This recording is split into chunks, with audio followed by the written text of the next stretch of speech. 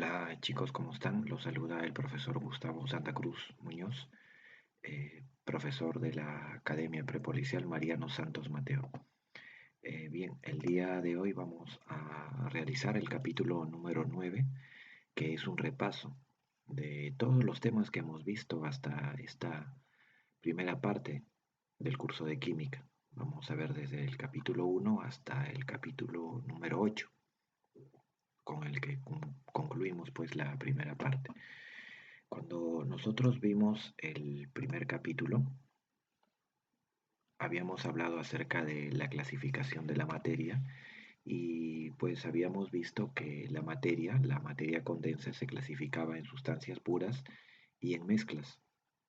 Habíamos dicho que las sustancias puras justamente se tomaban ese nombre debido a que estaba formada por sustancias, todas ellas idénticas o iguales. Por ejemplo, si en un recipiente tengo agua, se entiende que todas y absolutamente todas las moléculas deben ser de H2O.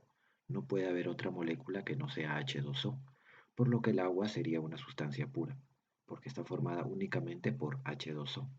Si en un tanque de oxígeno tengo solamente moléculas de O2 y solamente O2, entonces también sería una sustancia pura porque solamente hay O2.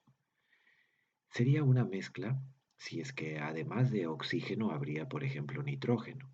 Además de nitrógeno, otros gases como dióxido de carbono, helio, eh, se me ocurre monóxido de carbono, hidrógeno, etcétera. Entonces ya hablaríamos de una mezcla.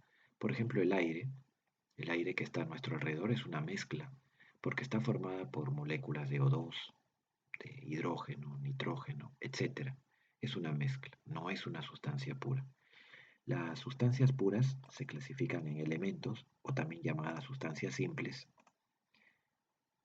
elementos o sustancias simples, y compuestos. Por ejemplo, los elementos se simbolizan. Es un elemento el oxígeno, el hidrógeno, ¿no? Yo podría escribir acá ejemplos de elementos, ¿no? Por ejemplo, se me ocurre a mí escribir H2. Fíjense que se llama sustancia simple porque está formada únicamente por un solo tipo de átomo, en este caso hidrógeno. Oxígeno, ¿no? Se me ocurre también escribir al sodio como sustancia simple o elemental. El sodio, un solo tipo de átomo. En cambio, un compuesto es el H2O. ¿Por qué? Porque está formado por, en este caso, por dos tipos de átomos. Se me ocurre el ácido nítrico, HNO3. Es una sustancia simple, sí, pero es un compuesto porque está formado por más de un tipo de átomos. En este caso, por tres tipos o por tres elementos. Las mezclas pueden ser homogéneas cuando se observa una sola fase. No se pueden ver por separado las fases. Ejemplo clásico, el agua salada, no se puede ver el agua y la sal por separado. Y una mezcla heterogénea, pues porque se pueden apreciar por separado dos o más fases, ¿no? Por ejemplo, agua con arena. Se puede ver que la arena se va al fondo, mientras que el agua queda por encima de la arena, por cuestiones de densidad. Se observan dos fases, arena con agua o agua con aceite. Se observan por separado dos fases. Las heterogéneas pueden ser también denominadas las suspensiones. Por ejemplo, los jarabes, yogur, son suspensiones porque justamente al inicio pueden parecer una mezcla homogénea, pero al cabo de algunos minutos tienden a separarse por cuestiones de densidad, ¿no? El yogur, por ejemplo, se necesita agitar para que pueda homogenizarse, se dice. De lo contrario, se queda en la superficie el suero, le llaman, la parte poco densa, mientras que el concentrado, lo frutado, queda en el fondo, ¿verdad? Entonces el yogur es una suspensión.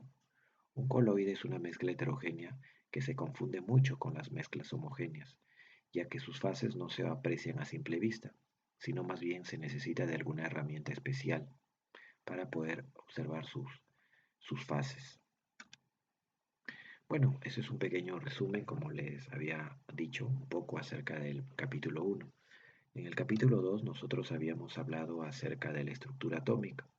Con ello, bueno, antes de ver el núcleo habíamos definido al átomo, el átomo moderno en el cual había una zona extranuclear en la que se encontraban los electrones y una zona central llamada núcleo. El núcleo de un átomo contiene básicamente, fundamentalmente, a los protones y a los neutrones, donde el conjunto de protones y neutrones se les llama también partículas nucleares fundamentales o simplemente nucleones fundamentales. Un núcleo es la representación de un núcleo y pues se debe escribir de la siguiente manera. Por ejemplo, si hablamos del átomo X, el número de protones, o sea, el Z, se escribe en la parte inferior izquierda, el neutrones derecha a la derecha, y aquí tienes el número de nucleones o número de masa. La idea es que la suma de los protones Z más los neutrones N nos dé el número de masa A. Ahí está. Y acá tenemos la descripción. Acuérdense de esta fórmula.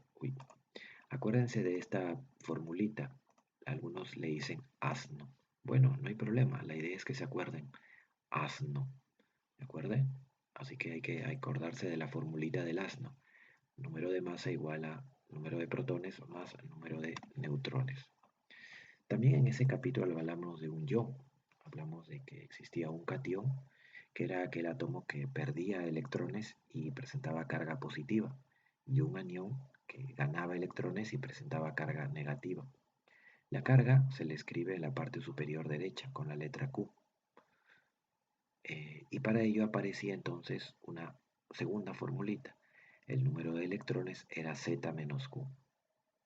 En un ion ya hablamos de un átomo que está no neutro, es decir, el ion se forma debido a que el átomo ha ganado electrones, se llama anión, o ha perdido electrones, se llama catión. Ya el átomo deja de ser neutro cuando se ha formado el ion. Después habíamos visto también los números cuánticos. Los números cuánticos, el concepto era que eran números 4 que lo que intentaban era describir la probable ubicación del electrón en el átomo. Habíamos dicho que para encontrar al electrón, primero teníamos que visitar el nivel. Luego, si imaginariamente abríamos el nivel, encontrábamos al subnivel. Si imaginariamente abríamos al subnivel, encontrábamos al orbital. Y si imaginariamente, sí, nos tenemos que imaginar bastante, abríamos al orbital, encontrábamos a los electrones. O sea, es como que los electrones están bien tapaditos en el átomo. Nivel, dentro del nivel están los subniveles, dentro de los subniveles los orbitales, y finalmente dentro de los orbitales hay como máximo dos electrones, teniendo giros opuestos. ¿De acuerdo? Entonces, los números cuánticos nos dan la idea de, de justamente esos cuatro conceptos de lo que le hablo, de nivel, de subnivel, de orbital y de movimiento de electrón. Ahí estarían los cuatro números cuánticos. Los orbitales son zonas de máxima probabilidad de encontrar electrones, o regiones espaciales de máxima probabilidad. No confundirse con órbitas. Una órbita es una trayectoria, es la forma de un movimiento, mientras que un orbital viene a ser una zona o una región o una nube en la cual es probable encontrar electrones. Por ejemplo, los orbitales tipo S tienen forma esférica, los tipo P una forma bilobular, los tipo D una forma tetralobular y los tipo F tienen formas complejas y variadas. ¿Y dónde están, por ejemplo, los electrones en estos orbitales, en este tipo de orbital? Pues sabemos que hay dos aquí nada más, que a lo mucho pueden haber dos y pueden estar en realidad en cualquier zona. La idea es que justamente esa sea la zona de mayor probabilidad. Puede que los electrones estén los dos en esta zona, o tal vez uno esté en esta zona y el otro acá, pero esa es su región. Cuando el electrón está en el subnivel tipo D, pues su orbital va a adquirir formas tetralobulares. Si el electrón se encontraría en el orbital en el subnivel tipo S, su orbital adquiriría la forma esférica. Para eso se construye ese cuadrito. Es muy importante acordarse el cuadrito. Por ejemplo, vamos a estudiar nosotros subniveles tipo S, tipo P, D y F. Para cada tipo de subnivel existe un valor de L. Si se trata de S, L vale 0. Si se trata de P, L vale 1 y así sucesivamente. Los subniveles tipo S presentan una sola rayita, azul. A esa rayita azul le vamos a llamar orbitales, por lo que los de tipo S presentarán un orbital, los de tipo P tres orbitales y así sucesivamente. Fíjense que por cada orbital existe a lo más dos electrones, uno con un spin, así se llama positivo, que es la flechita para arriba, y el otro con spin negativo. La flechita para arriba es el positivo y la flechita para abajo es el spin negativo. Cuando tú quieras colocar electrones o flechitas en los orbitales, no tienes que hacerlo llenando el primero, luego llenas el segundo y luego el tercero, no, sino más bien se tiene que colocar primero las flechitas que van para arriba, es decir, los positivos. Luego se colocan las flechitas que van para abajo, partiendo nuevamente de donde empezaste, es decir, de izquierda a derecha. Así es como se deben llenar los orbitales. A ese principio se le llama la máxima multiplicidad del señor Hunt. Bueno chicos, estamos resumiendo un poquito, espero este resumen los ayude. Estoy seguro que sí. De todas maneras la clase está siendo grabada. Por cierto, le voy a dar una mirada, no vaya a ser que no se esté grabando. Hay veces me ha pasado.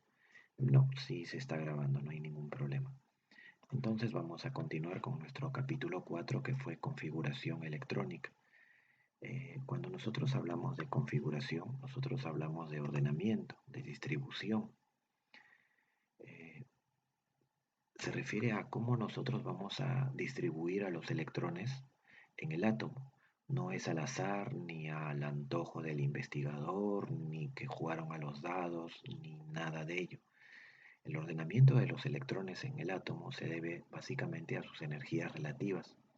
Es decir, a los electrones que tengan poca energía se los coloca al inicio y a los de más alta energía o a los más inestables se los coloca al final.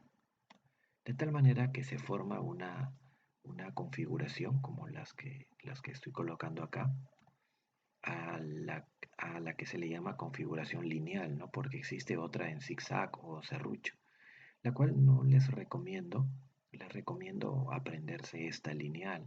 Es más práctica y más fácil de utilizar y manejar.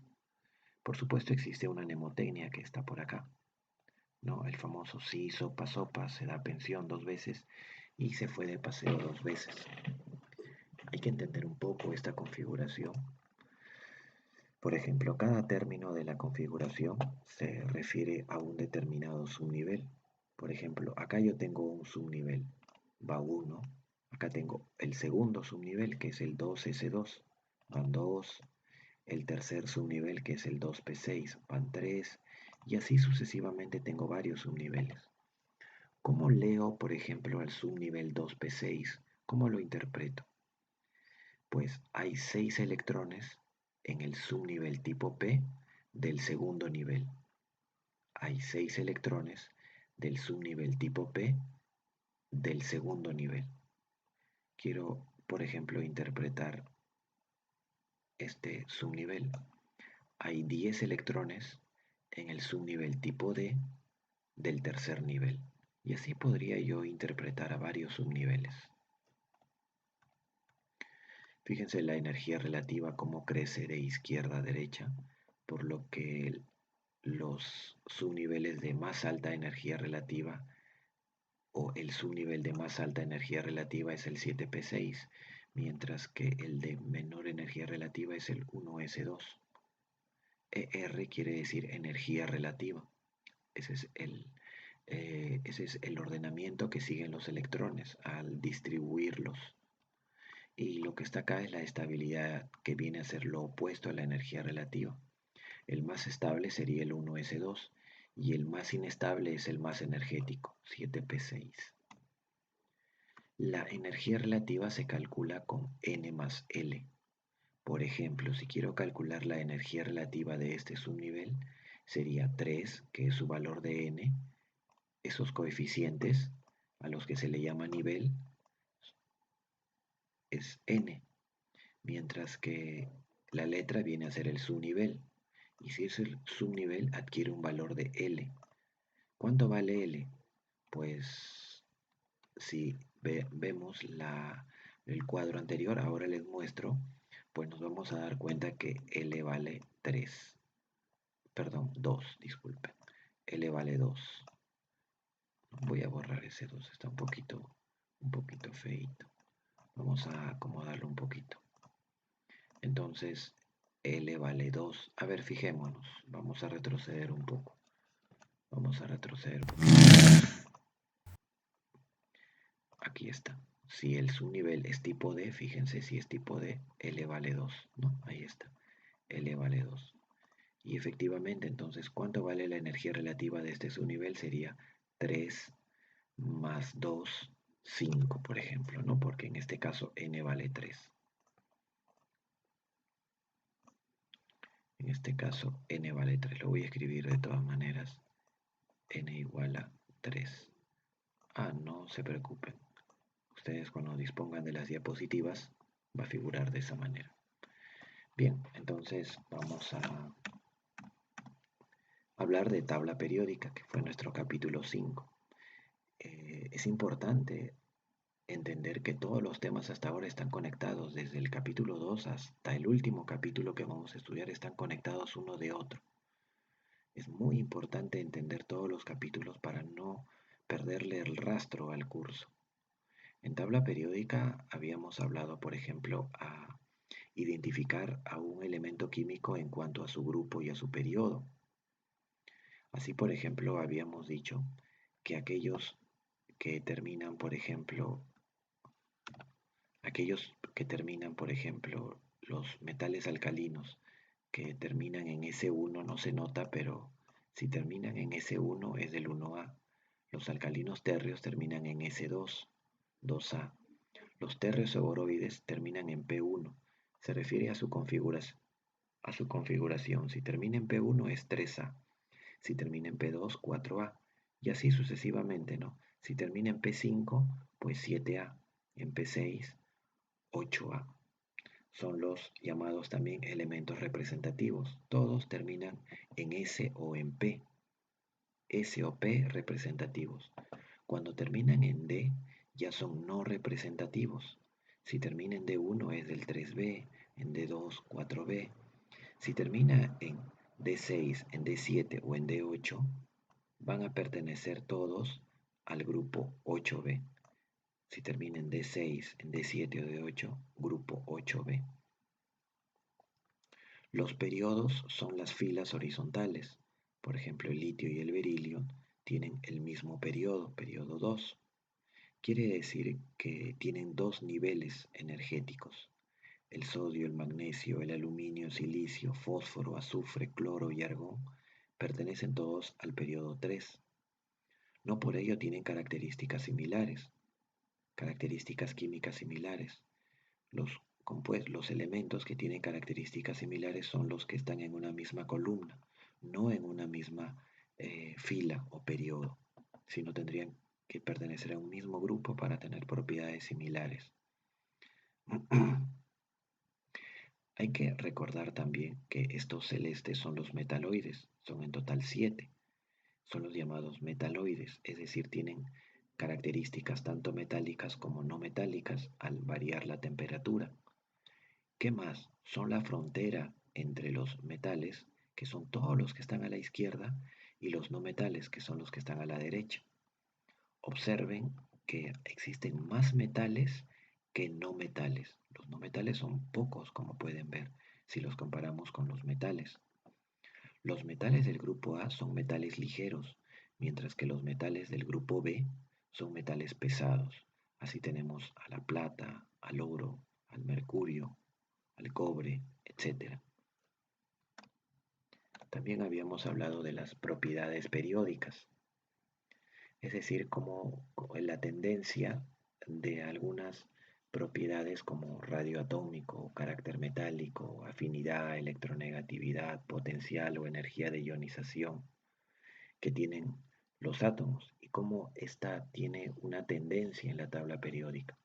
Por ejemplo, si se trata de hablar de un mismo periodo, la energía de ionización aumenta de izquierda a derecha. Quiere decir, por ejemplo, que el bromo tiene una mayor energía de ionización que, por ejemplo, el galio. ¿Y qué quiere decir eso? Quiere decir la facilidad con la que a un átomo nosotros podemos quitarle un electrón.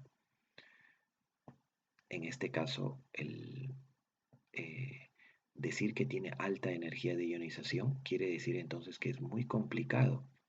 Es muy complicado quitarle un electrón al bromo. Es más complicado quitarle un electrón al bromo que al galio. ¿Por qué? Porque tiene mayor energía de ionización. A mayor energía de ionización, más difícil es arrancarle un electrón a un átomo. El radio atómico estaba asociado con el tamaño o volumen atómico. El radio atómico aumenta de derecha a izquierda como manda la flecha roja, en un mismo periodo. En un mismo grupo aumenta de arriba hacia abajo. Al final aquí teníamos las propiedades periódicas utilizadas pues en el capítulo respectivo, ¿no? Este número, este de color verde, es como varía el Z. El Z aumenta de izquierda a derecha en un mismo periodo, pero aumenta de arriba hacia abajo en un mismo grupo. Bueno, en el enlace químico 1 habíamos visto la notación de Lewis. Hay que recordar que el enlace químico viene a ser aquella fuerza que mantiene unidas a los átomos para poder formar moléculas o, o de repente redes iónicas, o también puede ser conocido como aquella fuerza que mantiene unidas a las moléculas para poder formar un determinado cuerpo. Por ejemplo, si yo empiezo a juntar miles de millones de moléculas de agua, entonces voy a poder formar una gotita de agua, por ejemplo. ¿No? Si junto miles de moléculas de oxígeno, pues tal vez podría decir que he juntado oxígeno necesario para una bocanada de respiración, ¿no? Así es como en realidad la materia se manifiesta. Bien, entonces la notación de Lewis, ¿para qué sirve? Primero nos va a ayudar a mostrar a los electrones de valencia que tiene un átomo. Por ejemplo, si el átomo se encuentra en el grupo 6A es porque tiene 6 electrones de valencia. Si está en el 4A, 4 electrones de valencia. Y así sucesivamente. Los que están en el 1A y 2A son metales y van a tener tendencia a perder sus electrones. El 1 y el berilio, por ejemplo, 2. Mientras que los que están en el 6A, 7A principalmente, tienen tendencia a ganar los electrones por su alta electronegatividad y energía de ionización y carácter no metálico, etcétera, que ahora veremos en la parte de los ejercicios. ¿De acuerdo? Eso hay que ver, hay que acordarse, chicos, la estructura Lewis.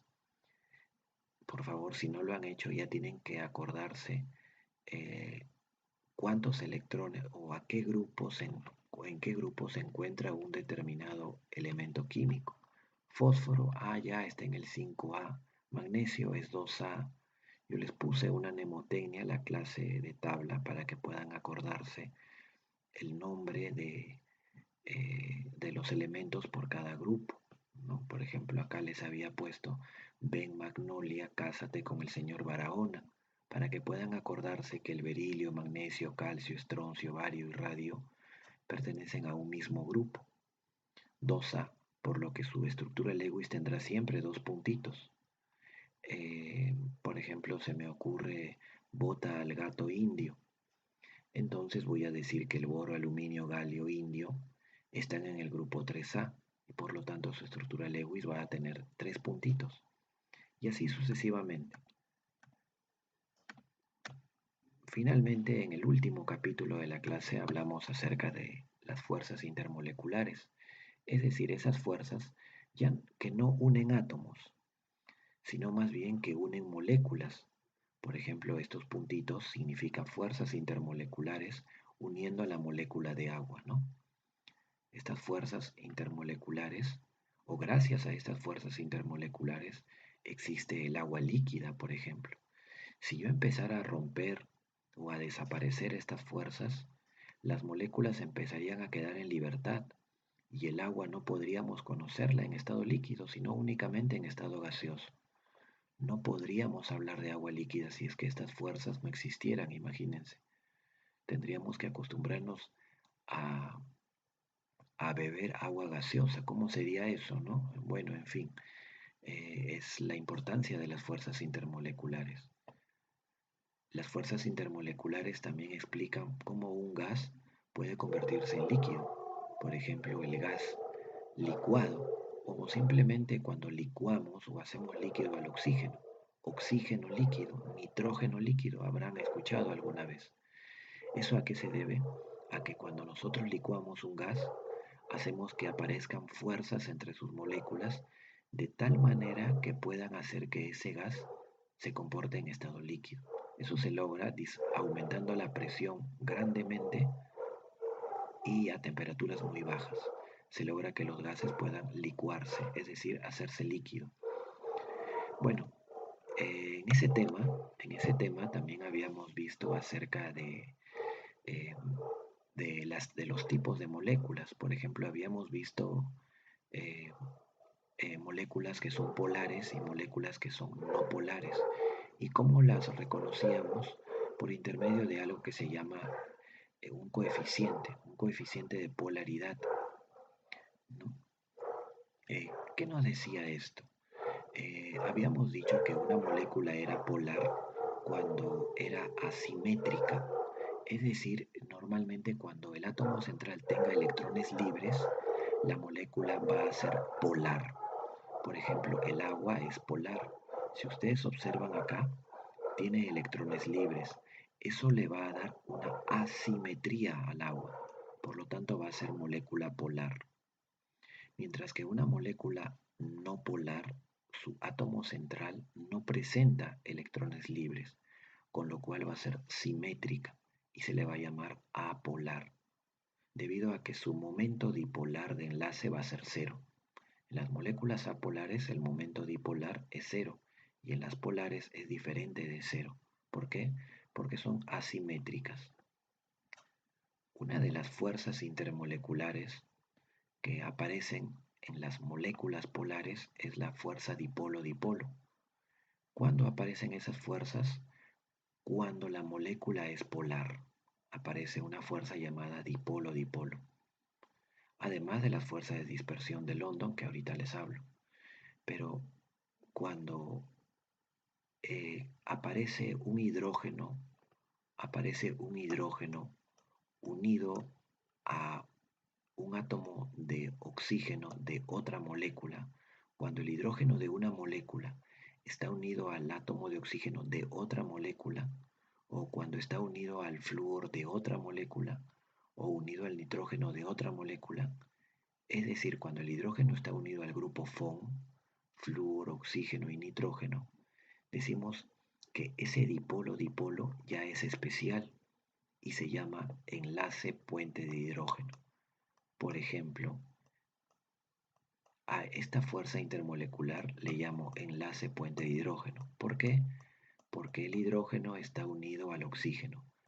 Cuando el hidrógeno de una molécula se une al flúor de la otra molécula o al oxígeno de otra molécula, como en el caso del agua, como en este caso, o al nitrógeno de la otra molécula, entonces vamos a hablar de un enlace puente de hidrógeno. Es un dipolo-dipolo especial. Las fuerzas de dispersión de London en realidad están en todas las moléculas, tanto polares como no polares, pero es en las moléculas no polares que son exclusivas, es decir, que ellas solitas están. En las moléculas no polares no vamos a encontrar dipolo-dipolo, para nada. La única fuerza que vamos a encontrar es de la dispersión de London. Bueno chicos, sé que el resumen ha sido bastante rápido, pero recuerden, es un resumen y además está siendo grabado. He querido dejarles ahí cada capítulo por separado para que ustedes puedan orientarse un poquito y además podamos hacer un paralelo conforme avancemos ahora con los ejercicios. Bueno, en un momento. Sí, ya hemos concluido la primera parte, la parte teórica, Entonces los invito a ver la segunda parte, que es la parte práctica. Bien chicos, nos vemos en un momento.